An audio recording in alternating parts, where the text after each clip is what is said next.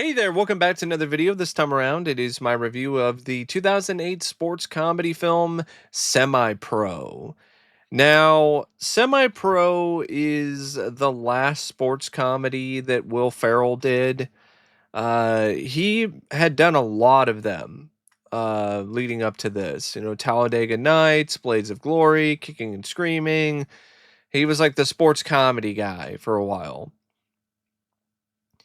And honestly, I think this is the weakest one out of all of the sports comedies that he's done. This is a film that I know has a bit of a cult following for some people.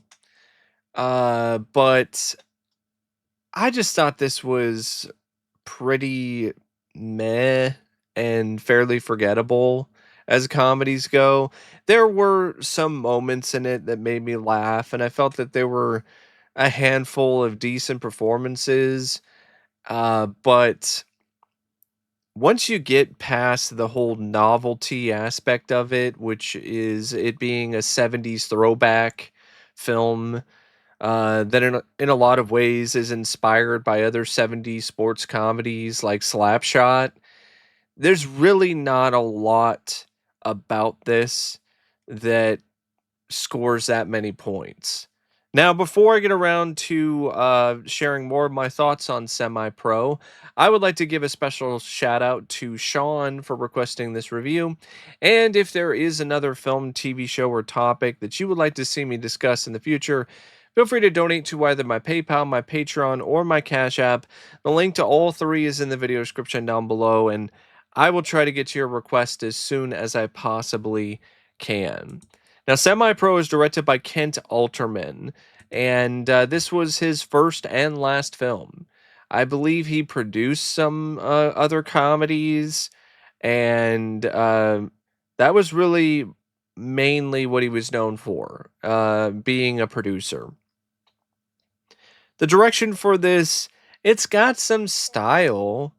I will give him that, and I do feel that when it comes to the comic shenanigans with Will Ferrell and the rest of the cast, there is a good sense of slapstick and fun energy to those scenes. But when it comes to the basketball sequences, they aren't really necessarily something that provides a winning combination when it comes to the camera angles or the pans or the zooms. They're honestly pretty similar to one another to the point where they just don't win you over. And it's one of those films directing wise where I think a lot of the heavy lifting was probably done by the cinematographer and not necessarily by the director themselves. And it's also a film where really the director just set up a camera and just filmed Will Ferrell doing some shtick and doing a bit, and that's really about it. The framing is okay. The usage of camera angles and other sort of camera shots is not what I would consider to be the most original or the most unique, but it's decent for what it is. But there's nothing impressive about the direction for this. There's nothing that makes you think, okay, this guy has potential. This is somebody to keep an eye on. Or you feel like, oh man, like it sucks that this didn't do well because then it led to this guy never directing anything again. Uh, that's not really the kind of vibe that I get from this at all. Really, visually and structure wise, the film looks like a sketch from SNL or some other sketch comedy show from around this time. Or like any other 2010s or late 2000s comedy that all had like the same look to them. So yeah, the direction definitely not what I would consider to be a good shot, so to speak. I think he winds up hitting bricks more often than not.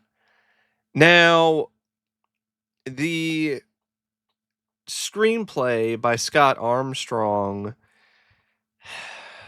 Scott Armstrong had some success prior to this. He wrote Road Trip, Old School, but prior to semi-pro, like, he was just on a really bad, a streak. School for Scoundrels, a Heartbreak Kid remake, Starsky and Hutch, which I don't I've never really cared for that movie, but then again, I've never really been the biggest fan of the show to begin with. And then he did this, and then after this, he did, The Hangover Part 2, which is one of the laziest screenplays, for a comedy that I can think of in recent memory. It's like he just, used a Xerox machine and just copied elements from the first Hangover and just, called it a day. Uh, the script for this is not much better. I like the idea of it taking place in the 70s and focusing on the American Basketball Association, the ABA, prior to the merger with the NBA. I think that's a fun idea. I think that's a good idea for a film and for a story, but it's just not very well executed because either it's incredibly cliched or predictable when it comes to the plot, or there's really not much of a reason to root for the Tropics, the basketball team here. There's really not anyone other than the character that Woody Harrelson plays, Ed Monix, that you can somewhat cheer for, that has any sort of actual character depth. And he's already won. Like, he's already played in the NBA and he already has a ring. Yeah, he rode the bench to get it, but he still has a ring. So it's one of those things where it's like, what is the motivation here and why should I care? Doesn't seem like the team is that good. Jackie Moon is represented as a obnoxious jackass. So it's one of those things where it's like, oh yeah, I feel bad for him losing the team. The only way he was able to get anybody to show up for his games is to bribe audiences with free corn dogs or other gimmicks. You kind of feel a little bit for the other members of the Tropics, the members of the team, but not to any sort of serious degree, because of the fact that there's really not much to them. You don't know much about them at all. So plot-wise, it's really not that great. In a lot of ways, I think the writer shoots an airball here with the plot, other than the concept itself, which I think is interesting, but when it comes to everything else, for the most part, shoots an airball. Now, comedy wise, there are some laughs. Like, from the beginning, you have Jackie Moon's hit song "Love Me Sexy," which is honestly really hilarious and it's surprisingly catchy. And just the extreme lengths that Jackie Moon goes to in order to advertise his team and himself is pretty funny. There's a particularly hilarious and genuinely witty scene with Jackie Moon and his group of friends playing cards one night. They're playing a game of poker, and there's something that happens with Tim Meadows' character, uh, who is Cornelius Banks, and he winds up getting into a verbal argument with Will Arnett's commentator character, Lou, and he calls Lou a racial slur. So out of nowhere, Tim Meadows calls Will Arnett a jive turkey. And Will Arnett's character gets upset and pissed off, and Jackie Moon's trying to calm Lou down and tell him that, no, he didn't call you a jive turkey. He called you a cocksucker. And Will Arnett, he's all like, "No, he called me a jive turkey," and then he gets unreasonably upset at that. And the absurdity of this white guy getting pissed at being called a racial slur is honestly really funny. And then it just gets even funnier and even more crazy because then Lou pulls out a gun and then he starts aiming it at uh, Tim Meadows' character Cornelius, and and he's threatening to shoot him, and he pulls the trigger, but no bullet comes out, and he's like, "Ha ha, I got you!" And then everyone else around the poker table starts playing with a gun, and then one of them actually fires off a real shot, and it winds up hitting Cornelius in the arm, and just the way that Tim Meadows goes, "I've been shot." Like it's just the way that that entire sequence was set up and structured was genuinely really funny. And there are some other moments with the announcers that I definitely did get some chuckles out of. And there's this running gag with Jackie Earle Haley's character Dukes, who's like this big fan of the tropics and this total hippie, and he winds up hitting a half court shot during halftime, and Jackie Moon can't pay for it, so he just bullshits him. And it's like, "Oh, hey, you won a big check with a lot of money on it." Uh, and then the hippie guy tries to cash it in, but it doesn't work. And then he's trying to ask Jackie Moon for help, and Jackie Moon's giving him advice, but Jackie knows that it's just not going to work because he doesn't have the money. But Jackie is a stand-up guy, despite him being obnoxious and annoying. He does stick to his word, and when the Tropics are absorbed into the NBA and they get bought out, he sends some money to the guy. So that was nice of him to do. He didn't have to do that. So that makes his character a little bit more likable for that particular reason. But a lot of the time, though, he's very selfish. He's very self-absorbed and very much a jackass, and just obsessed with his one-hit song and singing it before games. And it's one of those screenplays where I think a lot of the comedy probably just came from improv on the part of Will Ferrell and a lot of the other comedians in the cast.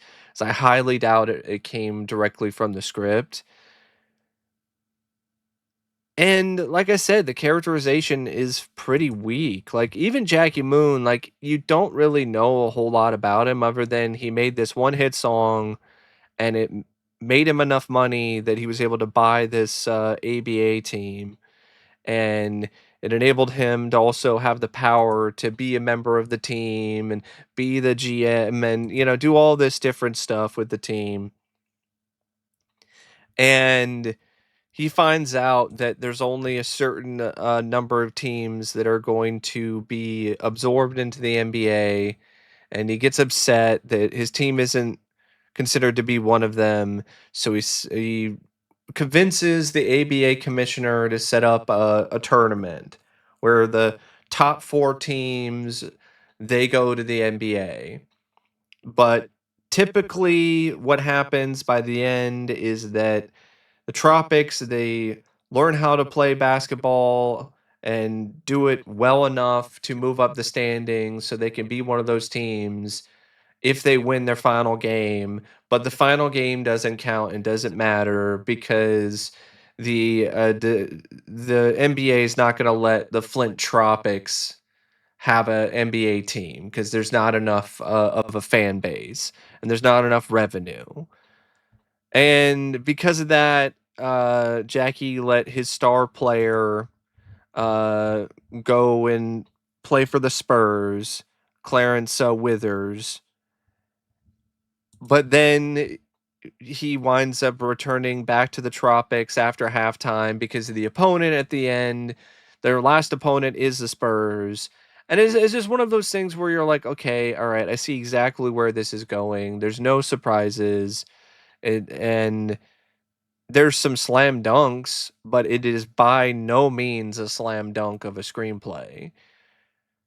The most intrigue you get in terms of character development is really with Ed Monix, Woody Harrelson's aging point guard character who played for the Celtics and won a ring, but was won it on the bench, and him being traded for a washing machine to the Flint Tropics, and him winding up becoming their coach, and he's the main reason why the team turned things around, not Jackie Moon, because in a lot of ways he is a clown and might as well just be the team's mascot more than anything.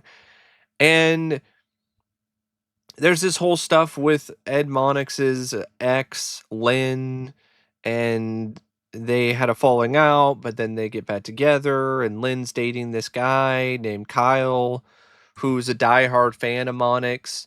So he doesn't really have a problem with Monix getting back together with his ex, to the point where he actually watches them have sex one night, which is really twisted and messed up, but honestly kind of funny because of just how depraved it is. But a lot of this is just, hey, let's take inspiration from Slapshot and let's do that but with basketball. That's really what this movie is. It's Slapshot with balls instead of pucks. And Slapshot's a much better movie.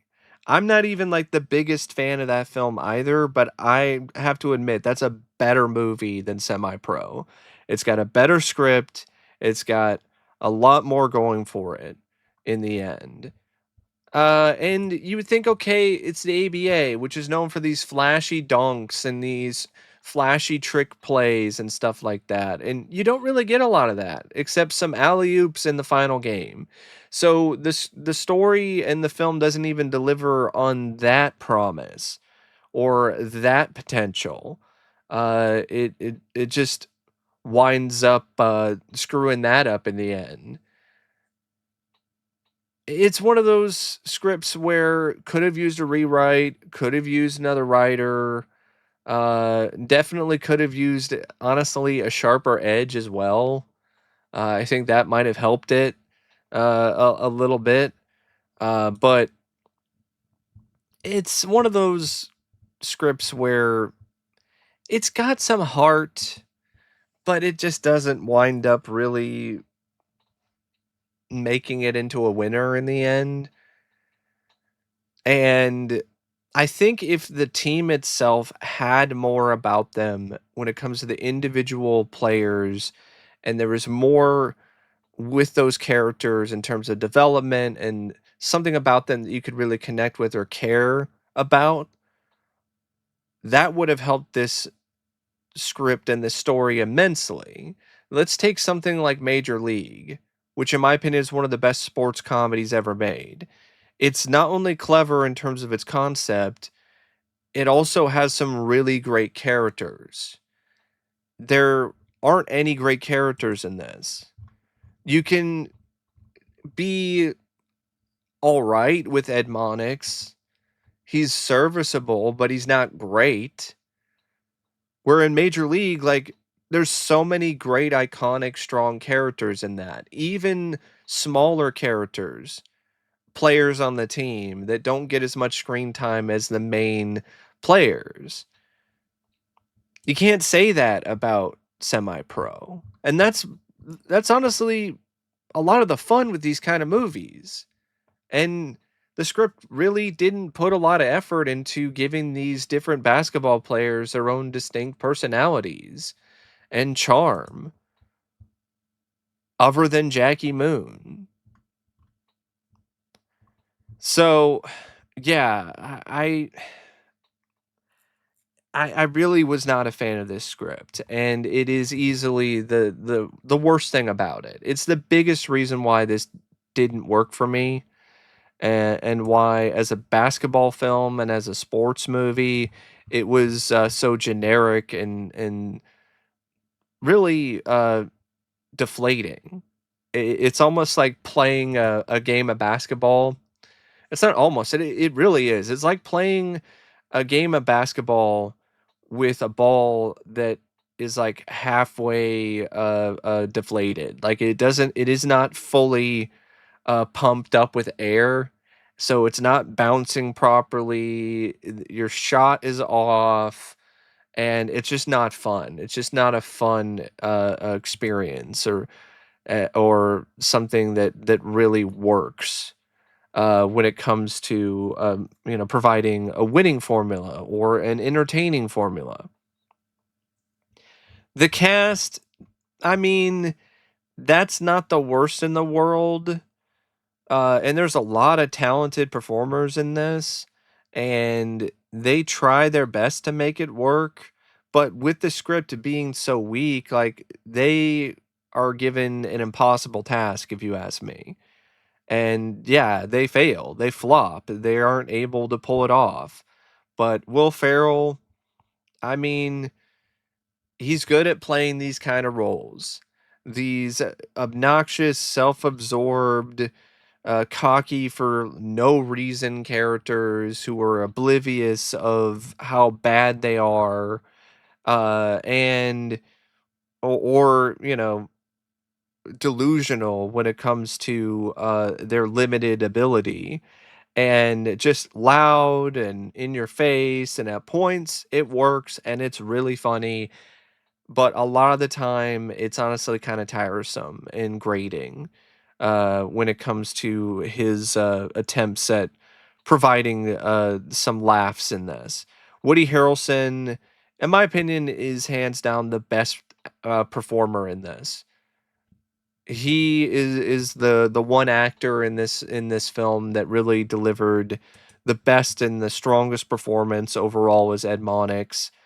And you could tell that he was having some fun playing this role.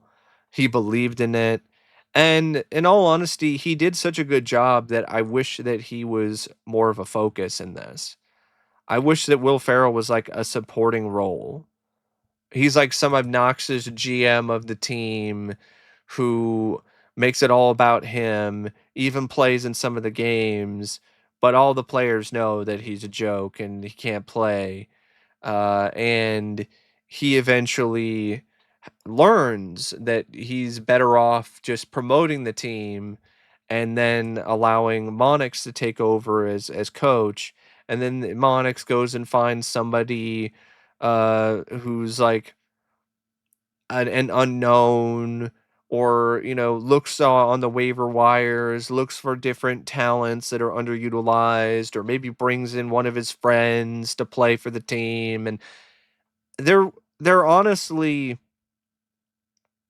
was more potential for this movie if it was a Woody Harrelson focused film.